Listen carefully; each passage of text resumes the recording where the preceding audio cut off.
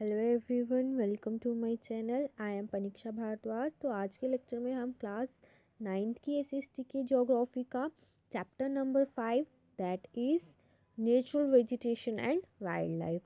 इससे पहले मैंने 2 वीडियोस जो है वो इस चैप्टर से रिलेटेड अपलोड करी हैं। जिन्होंने नहीं देखा है वो मेरे चैनल पे जाके 9th ज्योग्राफी करके प्लेलिस्ट होगा, वहाँ पे आपको जितना भी अभी तक पढ़ाया है इस चैप्टर से रिलेटेड वीडियोस मिल जाएंगे। आज ये इस चैप्टर का जो है लास्ट वीडियो रहेगा। ठीक है, इसके बाद जो मैं वीडियो लेके आऊँगी वो इस चैप्टर के एक्सरसाइज पोर्शन से लेके आऊँगी। लेकिन रीडिंग की अगर हम बात करें तो आज ये चैप्टर जो है वो रीडिंग के मामले में ख़त्म हो जाएगा।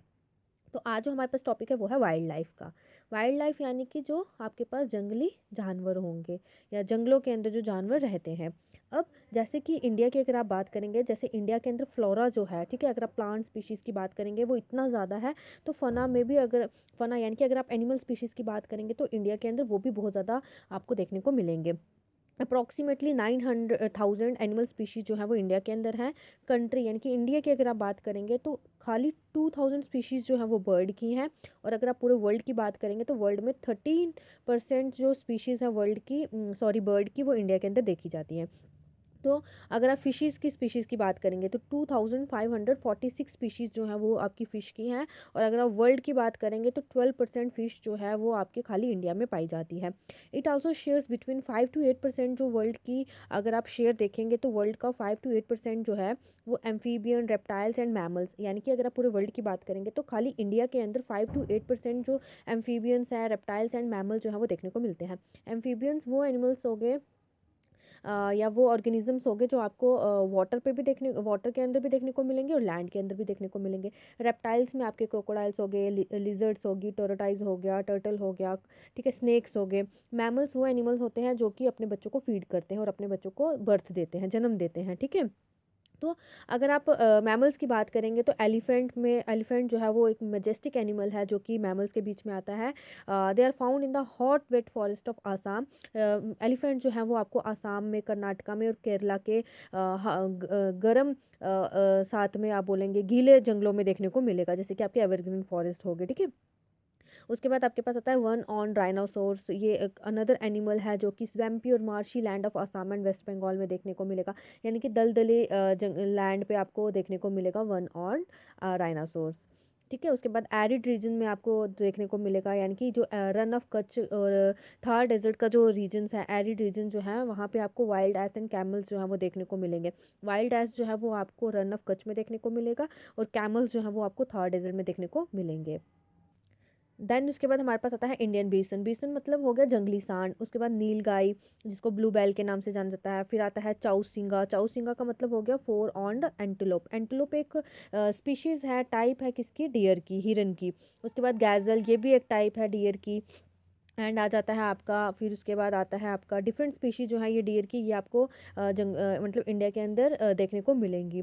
आप इंडिया के अंदर बहुत सारी स्पीशीज़ जो है वो मंकीज़ की भी देखने को मिलती हैं। उसके बाद इन्होंने बताया है कि वाइल्ड लाइफ प्रोटेक्शन एक्ट जो था वो इम्प्लीमेंट किया गया था 1972 में इंडिया के अंदर, ताकि वाइल्ड लाइफ प्रोटेक्शन जो है, वाइल्ड लाइफ जानवरों को, जंगलों के अंदर जानवर जो है उनको प्रोटेक्शन जो है वो दी जाए। India is the only country in the world that has both tigers and lions. अगर आप बात करेंगे इंडिया की, वर्ल्ड की पूरी बात करेंगे तो इंडिया एक ऐसी कंट्री है पूरे वर्ल्ड के अंदर जहाँ पे आपको टाइगर्स भी देखने को मिलेंगे और लॉयंस भी देखने को मिलेंगे। जो नेचुरल हैबिटेट है इंडियन लॉयन का, यानी कि जहाँ पे इंडियन लॉयन जो है जहाँ पे वो रहते हैं, हैबिटेट का मतलब हो गया जहाँ पे वो रहते हैं, तो वो रहते हैं गुजरात के गिर फॉरेस्ट में। कौन? Indian lions. और अगर आप टाइगर्स की बात करेंगे तो मध्य प्रदेश, वेस्ट बंगाल के सुंदरबन फॉरेस्ट में, हिमालयन रीजन्स में आपको जो टाइगर्स हैं वो देखने को मिलेंगे। लेपर्ड जो है, जो कि कैट फैमिली से बिलोंग करते हैं, वो भी इंडिया के अंदर आपको देखने को मिलेंगे। They are important among animals of prey. ये जो प्रे है उसमें एक इम्पॉर्टेंट एनिमल का जो है वो काम कर रहा है। देन उसके बाद डू यू नो वाला आ जाता है पोर्शन, जिसमें हमें देखने को मिला है जो गिर फॉरेस्ट है ना, वो जो लास्ट रिमेनिंग हैबिटेट है एशियाटिक लॉइन का इंडिया के अंदर। ये जो आपका एशियाटिक लॉइन है, यानी कि पूरे एशिया की अगर आप बात करेंगे तो सिर्फ लॉइन जो है वो इंडिया के गिर फॉरेस्ट जो कि आपके कहाँ पे है, गुजरात में है, वहाँ पे देखने को मिलता है। अब the Himalayan harbours a Hardy range of animals. देखिए हिमालयाज़ में कितनी ठंड होती है, इतनी ठंड होने के बाद भी वहाँ पे भी बहुत सारे डिफरेंट वैराइटीज़ ऑफ एनिमल्स आपको देखने को मिलेंगे। लद्दाख जहाँ पे फ्रीजिंग हाई एल्टीट्यूड, लद्दाख के अंदर जैसे कि आप दराज़ की बात करेंगे, वहाँ पे आपका एल्टीट्यूड कितना ज़्यादा हाई होता है और वहाँ पे ठंड भी कितनी ज़्यादा पड़ती है, इवन तो वहाँ पे चीज़ें फ्रीज़ भी हो जाती हैं। तो वहाँ पे याक जो है वो देखने को मिलेगा आपको। शैगी यॉन्ड वाइल्ड ऑक्स, ठीक है, ये आपकी एक टाइप है किसकी, वाइल्ड गोट की, जंगली किसकी, बकरी की, ठीक है। वहाँ पे देखने को मिलेगी। तिब्बतियन एंटलोप डियर की एक टाइप है जो कि आपको वहाँ देखने को मिलेगा लद्दाख में। उसके बाद आपके पास बहराल, जिसको ब्लू शिप के नाम से जाना जाता है, वाइल्ड शिप आ गया। कायांग जो कि तिब्बतियन वाइल्ड एस है। ये सारे के सारे जानवर जो हैं ये आपको लद्दाख के रीजन में देखने को मिलेंगे। इसके बाद इबेक्स हो गया। इबेक्स ये टाइप है किसकी, आपकी वाइल्ड गोट की। बियर हो गया, snow leopard, rare red panda, ये सारे के सारे जो आपके जानवर हैं ये आपको ठंडे इलाकों वाले रीजन में देखने को मिलेंगे। अगर आप रिवर, लेक्स और कोस्टल एरियाज़ की बात करेंगे तो वहाँ पे आपको रेप्टाइल्स जो हैं, जैसे टर्टल हो गया, क्रोकोडाइल्स हो गया, घड़ियाल जो है ये रेप्टाइल नहीं है बट ये आपको यहाँ पे देखने को मिलेंगे। उसके बाद जो लेटर, द लेटर, उसके बाद यहाँ देखिए, the latter is the only representative of a variety of crocodile found in the world today. Latter जो है ये क्रोकोडाइल की एक टाइप है जो कि आपको आज के दिन पे देखने को मिलेगी, मतलब ये आज के टाइम पे भी देखने को मिल रही है। उसके बाद आता है bird life in India is colourful. अगर आप बर्ड्स की बात करेंगे तो इंडिया के अंदर बर्ड लाइफ जो है वो बहुत ही सुंदर है, रंग भरी है। पिकॉक्स हो गया, फीजेंट्स हो गया, डक्स, परकीट, क्रेन्स, पिजन्स, ये कुछ बर्ड्स की टाइप हैं जो कि कंट्री के यानी कि इंडिया के वेटलैंड्स और फॉरेस्ट में देखने को मिलती हैं। अब देखिए यहाँ पे आपको ये मैप दिया है इंडिया का। इस मैप में आपको डिफरेंट डिफरेंट जगहों के नाम दिए हैं, बताया है यहाँ पे वाइल्ड लाइफ सेंचुरी क्या होता है, मतलब कहाँ कहाँ पे है, बर्ड सेंचुरी कहाँ पे है, नेशनल पार्क कहाँ पे है। तो अब देखिए वाइल्ड लाइफ सेंचुरी क्या होता है, एक एरिया होता है जहाँ पे एनिमल्स जो हैं वो रहते हैं और उनके सराउंडिंग का जितना भी एरिया होता है जहाँ पे एनिमल रह रहे होते हैं उनको प्रोटेक्ट किया जाता है, कैप्चरिंग से, किलिंग से और पोचिंग से। कहने का ये मतलब है एनिमल्स को वहाँ नहीं, कोई कोई भी आम आदमी वहाँ जाके पकड़ नहीं सकता है, उनको मार नहीं सकता है, उनका मांस नहीं बेच सकता है, ठीक है। उनका एनिमल का कोई भी सामान जो है उसका ट्रेड नहीं कर सकता है। तो वहाँ वो होती है आपकी wild life sanctuary. Bird sanctuary में बर्ड्स को प्रोटेक्ट किया जाता है। नेशनल पार्क जो है ना आपका, तो यहाँ पे आपके फ्लोरा फना यानी कि प्लांट, एनिमल और नेचुरल ब्यूटी जो है आपकी लैंड की, उसकी कंजर्वेशन की जाती है। नेशनल पार्क जो है वो क्रिएट किए जाते हैं ताकि एक एरिया के वाइल्ड लाइफ को कंजर्व किया जा सके। उसके बाद इसको जो है क्रिएट कौन करता है और प्रोटेक्ट कौन करता है हमारे वाइल्ड लाइफ को, या फिर as well as flora and fauna को, वो करती है हमारी नेशनल गवर्नमेंट। यहाँ तक आपको पता चला। अब देखिए यहाँ पे आपको ये इंडिया के मैप में कुछ आपको बताया हुआ है। नेशनल पार्क है कुछ आपकी, जो नेशनल पार्क है उसके आगे ये वाला सिंबल है आपका ट्रायंगल का, फिर उसके बाद बर्ड सेंचुरी के आगे स्टार का है और वाइल्ड लाइफ सेंचुरी के आगे सर्कल का है। तो यहाँ पे आप देख लीजिएगा, मैं आपको कुछ इंपॉर्टेंट है जो बता देती हूँ। जैसे डचिंगम है, ठीक है, 10 गांव वाले एरिया में ये पूरा आता है, ये आपके लद्दाख में आता है। उसके बाद आपका जो है राजा जी, उसके बाद राजा जी नेशनल पार्क आ जाएगा। कॉर्बेट नेशनल पार्क, जो कॉर्बेट नेशनल पार्क है ये आपके उत्तराखंड वाले रीजन में आता है। उसके बाद दुधवा है, दुधवा जो है नेशनल पार्क, ये आपके उत्तर प्रदेश वाले रीजन में आ जाता है। उसके बाद शिवपुरी नेशनल पार्क ये मध्य प्रदेश वाले रीजन में आता है। फिर उसके बाद ये है आपका सरसिका, देन उसके बाद कियोलोडियो घाना, रणथंभौर, ये आपके राजस्थान वाले एरिया में आ जाता है। उसके बाद अगर आप बात करेंगे चंद्रप्रभा इसकी वाइल्ड लाइफ सेंचुरी की, तो ये आपके उत्तर प्रदेश वाले रीजन में आती है। फिर उसके बाद काजीरंगा मानस नेशनल पार्क, ये आपके आसाम वाले रीजन में आ जाता है। दैन उसके बाद अगर आप बात करेंगे गोरुमरा की, तो गोरुमरा जो है ये नेशनल पार्क, ये आपके वेस्ट बंगाल वाले रीजन में आता है। उसके बाद यहाँ देखिए कान्हा, कान्हा जो है ये आपका मध्य प्रदेश, कान्हा नेशनल पार्क मध्य प्रदेश में आता है। तडोबा ये भी मध्य प्रदेश में आता है। संजय गांधी उसकी आप नेशनल पार्क की बात करेंगे तो ये महाराष्ट्र स्टेट में आता है आपका। गिर की अगर आप बात करेंगे, गिर नेशनल पार्क की, तो ये आपके गुजरात वाले रीजन में आता है, ठीक है। फिर उसके बाद यहाँ देखिए ये है आपका रंगानी थीथू, ये आपके कर्नाटका वाले रीजन में आता है। बांदीपुर नेशनल पार्क, ये आपके कर्नाटका में, ये भी कर्नाटका में आता है। मधुमुलाई वाइल्ड लाइफ सेंचुरी, ये भी आपकी तमिलनाडु में आती है, ठीक है। ये कुछ इंपॉर्टेंट आपके national park, wild life sanctuary and ये आपकी wild life sanctuary, bird sanctuary, national park है, ये आप देख लीजिएगा कौन कौन से रीजन में आता है, ठीक है। फिर उसके बाद हम आगे पढ़ रहे थे, बताती हूँ कि we have selected our crops from a biodiverse environment, यानी कि हम अपनी क्रॉप्स को सिलेक्ट करते हैं, हमारा इन्वायरमेंट इतना ज़्यादा, हमारे इन्वायरमेंट के अंदर इतनी ज़्यादा डाइवर्सिफिकेशन देखने को मिलती है, यानी कि हम अपने खाने वाला प्लांट हो गया, उसके बाद बहुत सारे मेडिसिनल प्लांट जो हैं हमें देखने को मिलते हैं।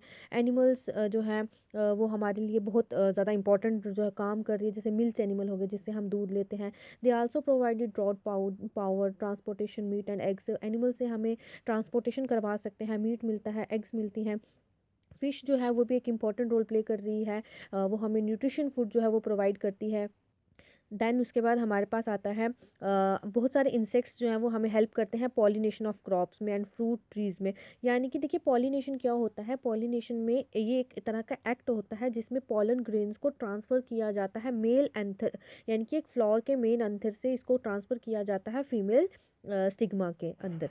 कहने का मतलब ये है कि पॉलिनेशन क्या होता है, पॉलिनेशन एक तरह का एक्ट होता है जिसमें पॉलन ग्रेन को ट्रांसफर किया जाता है मेल एंथर से फीमेल स्टिग्मा के अंदर। Now what is pollen grain, pollen grain जो है ये मेल रिप्रोडक्टिव सेल है प्लांट्स का।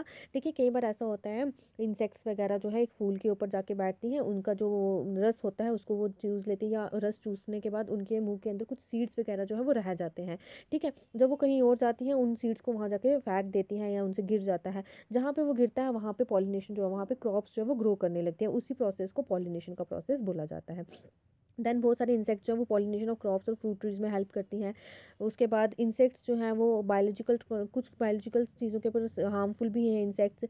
हर एक स्पीशीज़ का अपना एक इम्पॉर्टेंट रोल है इकोसिस्टम के अंदर, इसलिए जो मतलब इन सब चीज़ों की, वाइल्ड लाइफ की एज वेल एज फ्लोरा की हमें कंजर्वेशन जो है वो करना बहुत ज़रूरी है। As has been mentioned earlier, due to excessive exploitation of plant and animal resources by human beings, the ecosystem has been disturbed। कहने का क्या ये मतलब है कि देखिए प्लांट और एनिमल रिसोर्सेज का ह्यूमन बींग्स के द्वारा बहुत ज़्यादा एक्सप्लॉयटेशन किया जा रहा है, बहुत ज़्यादा यूज़ किया जा रहा है, जिसकी वजह से हमारा इकोसिस्टम जो है ना वो डिस्टर्ब्ड हो रहा है। लगभग 1300 प्लांट की स्पीशीज़ जो है वो इंडेंजर्ड है, यानी कि खतरे पे हैं, और 20 स्पीशीज़ जो है वो पूरी की पूरी तरह से गायब हो चुकी हैं। कुछ ही एनिमल स्पीशीज़ जो है वो इंडेंजर्ड है, यानी कि कुछ एनिमल स्पीशीज़ जो है वो खतरे में है, और कुछ जो है वो बिल्कुल लुप्त हो चुकी हैं। जो मेन काज है इन स्पीशीज़ के एक्सटिंक्ट होने का या इंडेंजर्ड होने का, वो ये है कि ह्यूमन बीइंग जो है वो क्या कर रहे हैं, हंटिंग कर रहे हैं अपनी कमर्शियल पर्पसेस के लिए, ताकि वो उससे पैसा कमा सकें। देन उसके बाद पोल्यूशन जो हो रहा है केमिकल और इंडस्ट्रियल सेक्टर के अंदर, उसका जो वेस्ट निकल रहा है उसकी वजह से भी बहुत ज़्यादा इफेक्ट पड़ रहा है एनिमल्स के ऊपर भी, as well as flora and आप बोल सकते हैं फ्लोरा एंड फना के ऊपर। उसके बाद एसिड डिपॉजिट्स की वजह से एलियन स्पीशीज़, यानी कि बाहर से कुछ स्पीशीज़ लाई जा रही हैं प्लांट की या फिर एनिमल की, जिनको हमारे इंडिया के अंदर जो है वो लगाया जा रहा है, उसकी वजह से भी बहुत सारे जानवर जो हैं वो मतलब उनको खाने को नहीं मिल रहा है, यानी कि जो चीज़ वो खाते हैं वो नहीं खा पा रहे हैं, क्योंकि बाहर से वो चीज़ें लाई गई हैं।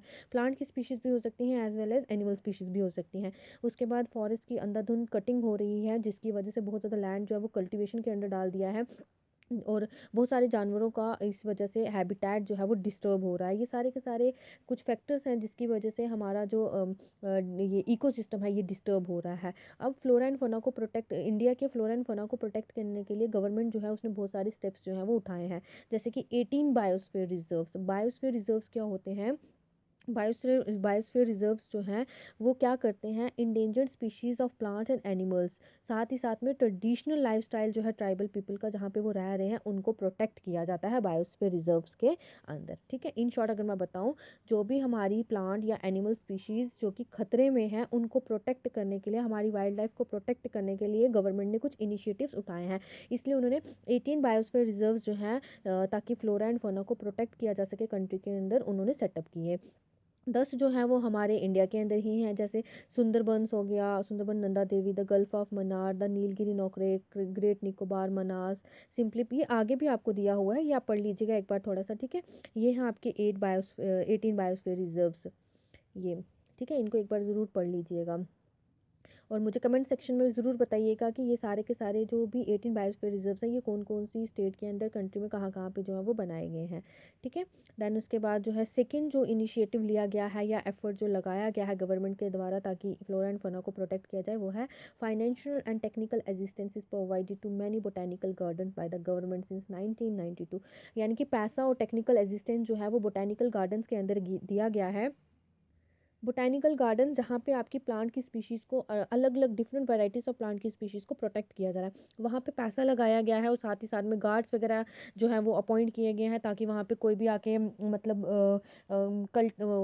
कटिंग ना कर सके उनको, या वहाँ पे मतलब उनको डिस्टर्ब ना कर सके। और कुछ टेक्निकल असिस्टेंस भी दिया गया है ताकि बोटैनिकल गार्डन्स में किसी भी तरह की डिस्टरबेंस जो है वो ना हो, जैसे कि कच्छ हो गया, यहाँ पे कोल्ड डेजर्ट हो गया, उसके बाद शेषनचलम हो गया, पन्ना हो गया, ठीक है, मध्य प्रदेश में है ये। शेषनचलम जो है वो आंध्र प्रदेश में है। कोल्ड डेजर्ट आपका हिमाचल प्रदेश की अगर हम बात करें, तो यहाँ पे कुछ जो है ये मतलब एग्जिस्टेंस दी गई है गवर्नमेंट के द्वारा ताकि वहाँ पे किसी भी तरह की डिस्टर्बेंस जो है वो ना देखी जाए। बहुत सारे प्रोजेक्ट्स जो है वो इनिशिएट किए गए हैं, जैसे प्रोजेक्ट टाइगर हो गया, प्रोजेक्ट ट्राइनो हो गया, project great Indian bustard, and बहुत सारे इको डेवलपमेंट प्रोजेक्ट जो है वो इंट्रोड्यूस किए गए हैं ताकि फ्लोरा एंड फोना को क्या किया जा सके, प्रोटेक्ट किया जा सके। देन उसके बाद 103 नेशनल पार्क्स, ये थोड़ा सा डेटा आपके पास पुराना है। नाउ 104 नेशनल पार्क्स जो हैं और 566 वाइल्ड लाइफ सेंचुरीज जो हैं वो गवर्नमेंट के द्वारा जो है वो सेटअप की गई हैं। साथ ही साथ में जोलॉजिकल गार्डन जो है वो सेटअप किए गए हैं ताकि इन एनिमल्स की और साथ ही साथ में जानवरों की जो है वो प्रोटेक्शन की जा सके। देन उसके बाद all of us must realise the importance of the natural ecosystem for our own survival. हम सबको पता है कि नेचुरल इकोसिस्टम को बचाए रखने के लिए हमारे अपने सर्वाइवल के लिए कितना ज़रूरी है। It is possible if indiscriminate destruction of natural environment is put to an immediate end. तो ये मतलब बहुत मतलब पॉसिबल हो सकता है कि जैसे हम अपने नेचुरल इन्वायरमेंट को डिस्ट्रक्ट कर रहे हैं तो इसकी ऐसे ही चलता रहा तो एक दिन जो है वो हमारा अंत जो है वो दूर नहीं होगा। तो ये सारी की सारी चीज़ें जो मतलब इन शॉर्ट हमें ये कहने का मतलब यहाँ बताया है कि हमें जो है वो कंजर्व करना चाहिए वाइल्ड लाइफ को एज वेल एज अपने नेचुरल वेजिटेशन को। इसके बाद आपका एक्सरसाइज पोर्शन है, तो नेक्स्ट वीडियो जो आएगी आपकी एक्सरसाइज पोर्शन के ऊपर आएगी। तो आज के लिए हम इतना ही रखते हैं। जो इसका MCQs क्वेश्चन है, ठीक है, आपका क्वेश्चन नंबर 1 जो है ये आप खुद करिएगा हो सके तो, लेकिन नेक्स्ट वीडियो जो है वो मैं लेके आऊँगी जिसमें हम इन एक्सरसाइज पोर्शन को जो है वो कंप्लीट करेंगे। तो आज के लिए इतना ही। वीडियो अगर पसंद आया है तो अपने दोस्तों के साथ शेयर करिएगा, लाइक करिएगा, चैनल को सब्सक्राइब करना ना भूलिएगा। और कोई भी डाउट होगा तो ज़रूर कमेंट सेक्शन में पूछिएगा। Thank you and have a good day.